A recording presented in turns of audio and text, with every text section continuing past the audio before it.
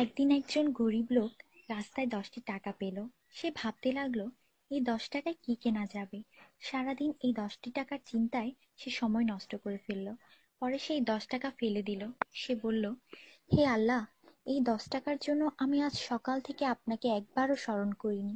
সেই সব লোক আপনাকে কিভাবে স্মরণ করে যাদের লাখ টাকা আছে? আল্লাহ সুদ হারাম করে দিয়েছেন, আমরা ব্যাংক বানিয়েছি। আল্লাহ জীবনকে সীমিত করেছেন, আমরা ঘড়ি বানিয়েছি। আল্লাহ পর্দার হুকুম দিয়েছেন, আমরা টিভি, ডিভিডি, ডিশ দিয়ে বেহায়ামি সর্বসাধারণের জন্য করে দিয়েছি। আল্লাহ বলেন, কোরআনে তোমাদের সফলতা, আমরা অক্সফোর্ডের বইকে সফলতা বানিয়ে নিয়েছি। আল্লাহ মিথ্যা বলা নিষেধ করেছেন, আর আমরা এপ্রিল ফুল পালন করা শুরু করে দিয়েছি। আল্লাহ বৃদ্ধ বয়সে মা বাবার সেবা করতে বলেছেন, আমরা বৃদ্ধাশ্রম বানিয়ে ফেলেছি। আজ মুসলমান এই জন্য দুশ্চিন্তায় যে যাকে খুশি করার তাকেই তো রাগিয়ে ফেলেছি। দয়া করে সবাইকে ফরওয়ার্ড করুন, কারণ নেকির দাওয়াত দেওয়ায় নেকিকারীর সমান সওয়াব পাওয়া যায়। একটু ভাবুন, আজান যখন হয় তখন টিভির ভলিউম কমানো হয়, কিন্তু নজর টিভিতেই থাকে।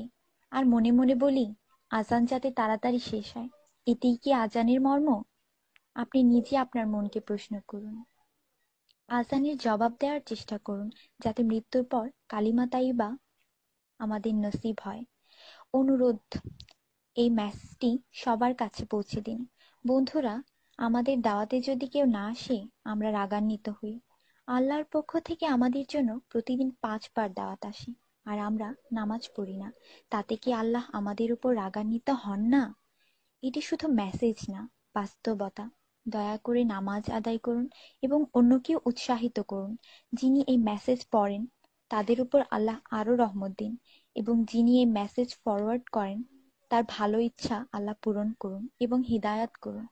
নামাজের চিন্তা করুন, ব্যালেন্সের না। আজান শুনে উঠুন রিংটোনের মতো। কুরআন মনোযোগ দিয়ে পড়ুন, এসএমএস পড়বার মতো। জীবন সবসময় থাকবে না নেটওয়ার্কের মতো। নামাজ ত্যাগ করা মানে আল্লাহকে রাগান্বিত করা। ফজর 6 মিনিট, জোহর 15 মিনিট, আসর 8 মিনিট, মাগরিব 10 মিনিট, এশা 18 মিনিট, মোট 57 মিনিট। 80% লোক এই মেসেজ ফরওয়ার্ড করে না। দয়া করে আপনি করুন। আল্লাহ সবার মঙ্গল করুন। আমিন।